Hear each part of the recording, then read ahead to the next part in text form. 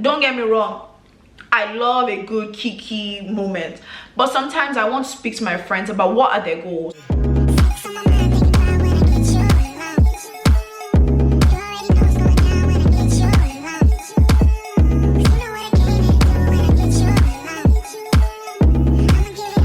Hi guys, welcome back to the channel. My name is Fego and I do lifestyle, fashion and beauty content.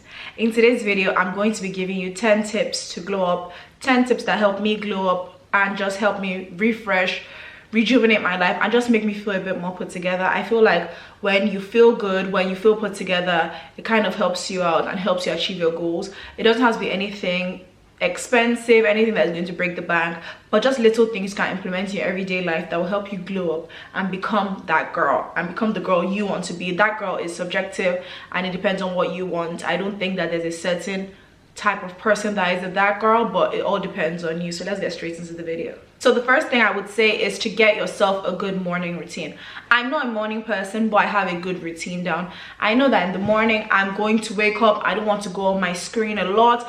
If you like going to the gym in the morning, then you can go to the gym as well. I don't go to the gym as well. I don't think that you need to wake up at 5 a.m. to have a great morning routine, but I think it's more about not rushing into the day, having a calm, relaxing start to the day, and just having those things that make you feel better. If it means doing your skincare in the morning, you know, sometimes people are like a bit sluggish and they don't want to like do it immediately they get out of their bed, which is very understandable.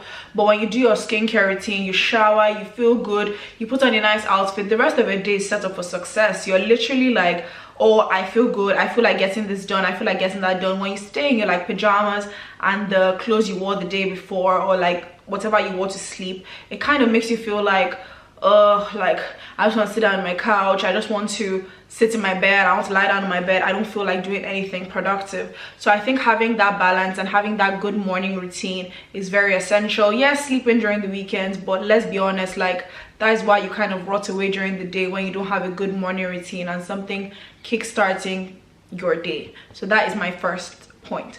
My second point would be to have a good skincare routine. A good skincare routine has changed my life, honestly. I had a basic understanding of my skin, but I realized I can't do the basic things everyone does because I have acne prone skin. So I knew that I had to invest in my skin. It doesn't have to be expensive skincare. Drugstore skincare works. You can get one or two things that are not really, what's the word called, that may be high end, but make sure you get something that you can be consistent with, something that you can fall back on, something that you don't need to be like, oh, it's empty and I can't use it again. At the end of the day, there are alternatives to all these skincare things. Just based on that as well, if you have the money and you can afford it, I would say get some facials. I think people that watch me are still like in school or like early in their career, so facials can be expensive, but I really have acne prone skin. So for me, I have made it a priority. Certain things took the back burner for me because of how important skincare was to me. So let's say I wanted to buy some shoes, some clothes, I'd rather invest that money into my skincare. That's just, or my facials rather, that's just me, because I know that I have a goal and I want my skin to look a specific way, so I would invest that money into facials. I feel like the more, I'm not saying like acne makes you not look put together. I would never say that. I have acne prone skin, as I said before. I've struggled with acne, so I can understand, you know, the whole like, oh, I don't want to like go out, my skin looks this, my skin looks that. But I feel like it just gives you a little boost of confidence. Your skin doesn't have to be glass skin. I feel like everyone is chasing glass skin as of now, but honestly, just having healthy skin, hydrated skin, a healthy skin barrier would just help you out just a bit more. It just gives you that little boost of confidence that you need in your everyday life. I know it's not easy, but honestly, us girls with acne, come on, like, you're still beautiful. Let me just tell you that. I tell myself that all the time. My next tip would be body care and perfume. Honestly, I'm a perfume girl. I love a good fragrance, I love a good scent, and smelling good is one of the best compliments you can honestly give me. I love when people tell me, oh wow, you smell so good. I love that compliment. All my friends know if you're buying me a present, you're buying me some fragrance. I'm in love. My favorite fragrance right now is Zerja Herba Pura and Tom Ford Bitter Peach. Oh, and Keali Tobacco Oud. But those are my like top 3 fragrances right now, and I'm enjoying every second of them. When I wake up in the morning, have my shower, and immediately I'm putting my perfume on. Of course, that links very well with body care. So if you have a good body care routine, you have a good scrub, you have a good wash, that base, you have to kind of start layering those bases. So perfume is not the only thing that is going to make you smell good throughout the day. You have to have a nice body care routine with a nice scented wash, nice scented scrub. I don't really use a lot of fragrance just because my body too is acne prone. That's just the truth. So I use a very basic body wash, which is the Canon Zero body wash, and that's just perfect base. And then when I'm going out and I want to smell extra good and I need that extra thing, I will use my Way Simbart body scrub and scrub it all over. It smells literally like you're like on holiday, and I love that scent. Then I go in with a body butter. Right now I use the Sol de Janeiro one, but I always mix it in with the Aveeno oil, because that Sol de Janeiro cream can be very not moisturizing. I don't know why people hype it up so much on the internet, but that like cream is not that moisturizing, so I have to mix it in. I'm still looking for like a good body butter, so if you have anything, please recommend it. I want to try the Fenty Beauty body butter.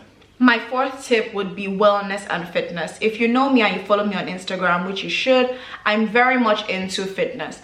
I believe that moving your body is way more important than just the physical aspect. Like, yeah, I want to look good, but also I want to be able to walk up a flight of stairs and not be huffing and puffing. I want to live long. I want my arteries not to be clogged. Like, come on, like, I want to be able to do certain things. I feel like when I do certain things in the gym, even though they don't have to do like carrying crazy weights or anything like that, just doing things that challenge me. I do boxing, I do like classes, just having fun with it. I feel like that's really important. I think everyone should invest in something they like. If you like spin, if you like Pilates, I think it's just very important to move your body. I feel like when you're sluggish, you just don't get to do anything, but that dopamine that you get from working out is so important. It clears your mind, it just refreshes you, because when I go to the gym in a bad mood, I know I'm coming back feeling refreshed, feeling good, and having like better moods. The dopamine hits you have when you finish cardio, when you finish weightlifting, the serotonin, it is amazing. You just feel like a whole different person. So I would tell everyone that just find something that works for you. If it's walking in the park, I think it's summer now, so this is the best time. If you live in like London, you live in a walkable city, I would say walk. Enjoy the fresh air. Like, it's not every time stay in your house and just watch TV. At the end of the day, I feel like all these things kind of bring your personality together. It makes you a better person, it makes you a kinder person. You have somewhere to exert that energy and exert that like those bad negative vibes. So I would tell you, invest in or make sure you're working out as much as possible and just having something to fuel your body. Still on fitness and wellness, I think it's also really important to be mindful of what you're consuming. It's something that I'm still learning every day. I have such a sweet tooth. I love some chicken and chips. If you know me, you know I love eating chicken and chips, but I'm always trying to be better. Every single day I'm trying to be better. At the end of the day, it's the things you don't start that you regret. So I think for me, I may not be perfect 24/7. I'm a gym girl, I love going to the gym, but my diet is not the best. But I know that every day, everything I'm working towards is going to come together. At the end of the day, like, those little steps that you're taking towards your better self is better than not starting at all. So if it's 1 day out of the week, 2 days out of the week that you're eating well, I think it's very important. Another thing I would say is spirituality. If you're Christian, you're Muslim, if you're anything you believe in, honestly, if you believe in the universe, anything you believe in, I feel like there's just something that keeps you grounded, something that keeps you going, a reason to feel like, I don't want to say a purpose, but kind of like a purpose, something higher than you to believe in. I feel like that's also really important in getting you to that next step of being your best self and being the best version of yourself. I feel like these three things kind of encompass wellness, fitness, all these things kind of encompass into wellness for me. So that is something I've really honed into and made a priority in my life. Number 5 would be a good maintenance routine. I feel like we always let ourselves, like, at the end of the day, you can't be on top of your maintenance 24/7. So sometimes you let yourself go. You'll be like, oh, like, I don't really feel like life gets to you, life gets real, life hits the fan sometimes, and you're not able to maintain yourself 24/7, and that's the truth. But having those good service providers will always be the best thing to do. If you don't go to service providers, having that like, okay, in 4 weeks I'm going to get my hair done, because at the end of the day, you know that if you get your hair done, you feel better. If you get your nails done, you may feel better. You may not want like acrylic, it may be some biab, it may just be keeping your nails clean. Another thing could be spa. Anything that you do will just make you feel maintained, something that will make you be like, oh, like I have a little pep in my step, I feel a bit more like glam, I feel a bit more myself, I feel a bit more, I don't say pampered, that's the word to use. I feel like when you maintain yourself, there's a level of pamperness that comes with it. Self-care, self-love is giving and pouring back into yourself, because there's sometimes you're there on the go, you're doing things, you're reading, you're in uni, you're working, and for me, I have a 9 to 5, and I'm just like, there's some days, there's some times, there's some weeks I need to pour back into myself. I'm pouring into everyone else, but I need to pour into myself, because at the end of the day, if I don't have enough to give and my cup is not full, how then am I going to pour into other people? How am I going to be a good friend? How am I going to be a good sister? How am I going to be just good for everyone around me? So I'm telling you, it's so important to give yourself that self-care, that self-love, that maintenance, that week of just reflecting and just being able to pour back into yourself. Number 6 would be to make sure your finances are in order. Nobody is going to the next level without having their finances in order. That is, I don't want to say that's childish behavior, but it is. I don't mean you must have all your things sorted or you must have so much money, but with the money you have, how best are you using it? How best are you utilizing your funds to make sure that you're in a position that you're not scrambling? Because at the end of the day, if you're in a position that you're scrambling every time, it gets you anxious. Money gets you anxious. Let no one tell you otherwise. Money, not having money can get you anxious, and that can just even be down to proper planning. I'm not going to sit here and be like, everyone's earning something. That would be oblivious of me. Everyone's earning something that like you can budget. But like, I feel like if you do have the ability and you have the ability to actually look at your funds, look at your finances, and find a way to utilize them in a way that will keep you a bit less anxious, budgets, just invest, do that. At the end of the day, for me personally, I feel like budgeting and making sure my finances are in order are something that really helped me glow up and move to that next step of my life and just feel like I'm the woman I want to become. It's my future self. I've envisioned my future self being financially literate, being good with money, not even okay, being good with money, being financially literate. I'm spending money on things that would add and invest into my future self. That's something that's really helped me out, and I feel like if you can do that and you're in the position to do that, then it's something that you should definitely do.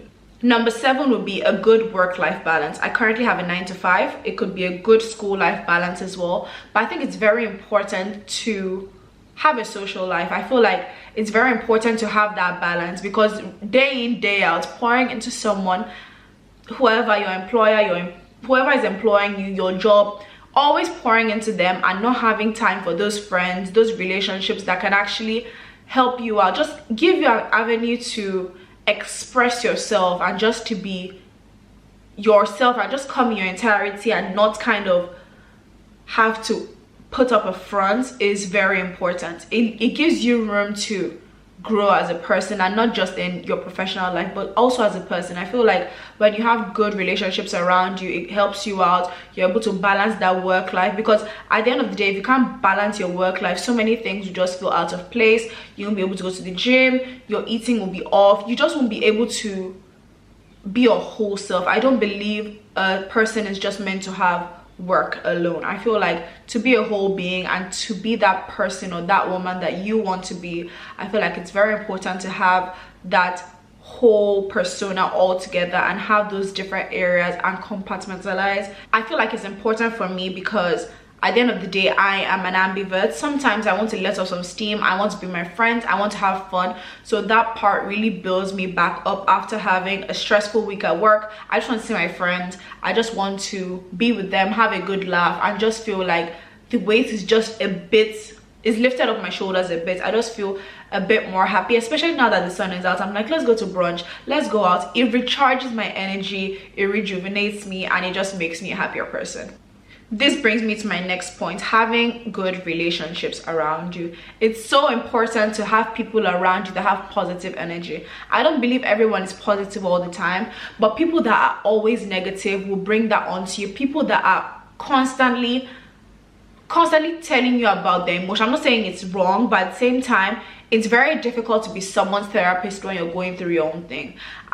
It's happened to me before, and I just can't speak up and tell you like, oh, like, I'm going through my own thing right now, you're dragging me down. But it's very important to set those boundaries to make sure that yes, you should always be there for your friends, help them out, give them advice, but at the same time, you can only do as much as you can. And at the end of the day, if you feel like you're already drained, I'm not saying be a bad friend and like shove them off or anything, but sometimes you have to just put up those boundaries, because at the end of the day, everyone in life is going through their own thing. So you need to know when to step back and when to be there for your friend, because at the end of the day, I want you to put yourself first, not in a selfish way, but at the end of the day, everyone is going through their own thing, as I said. So it's important to have those relationships with your friends and make sure that each and every one of you in that group, those relationships, you're building yourselves up, you're giving yourselves advice, you're finding a way to elevate yourself and glow up and be that best version of yourself. It's not every time, like, don't get me wrong, I love a good kiki moment, but sometimes I want to speak to my friends about what are their goals,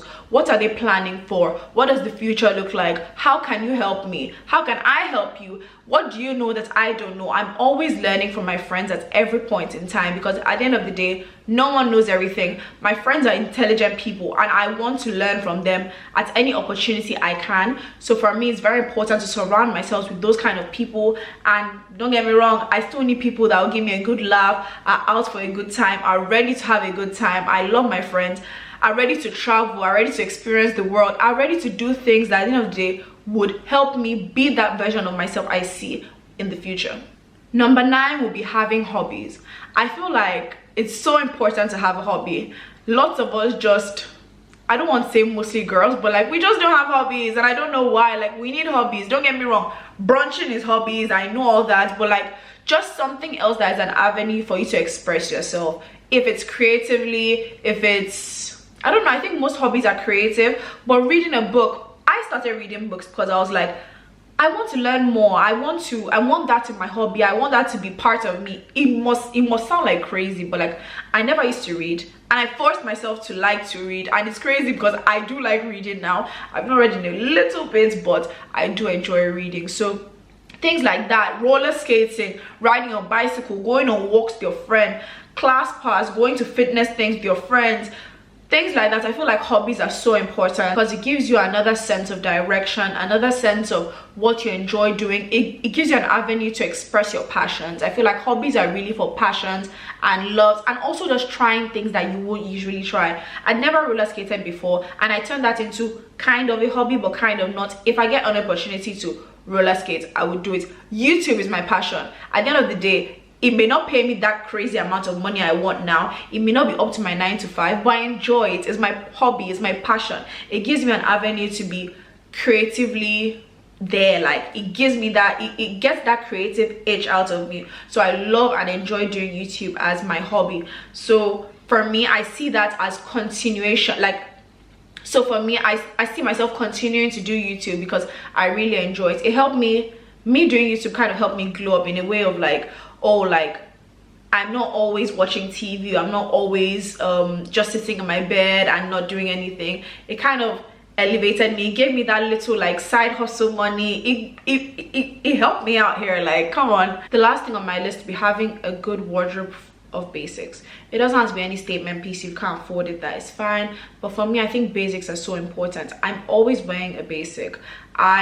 I wear elevated basics sometimes, like this top I'm wearing here. It's literally a white top, basic top, but it just has a little cute detail here. It wasn't expensive, it's from ASOS. I'll soon give you guys a collective haul, but just having those pieces that you can throw on, and they're good quality. You can literally throw it on and you look put together. You don't have to have your clothes, like you don't have to have like raggedy clothes. Like come on, like you want to you want to feel put together and look put together, even though you didn't put a lot of effort in. So it's very important to invest in that wardrobe and those pieces that will help you feel a bit more elevated and kind of glow up and elevate that look for you. So I think good basics. I think Zara has some, ASOS has some as well. So if you look into that, that will be like something that will help you glow up. I also think like you can have the clothes but not know how to put it together. There's Pinterest. Look at that. Like iron your clothes. They're just those little things that can change your everyday appearance. I think being put together is more than putting on a nice outfit and all that. I think it's the way you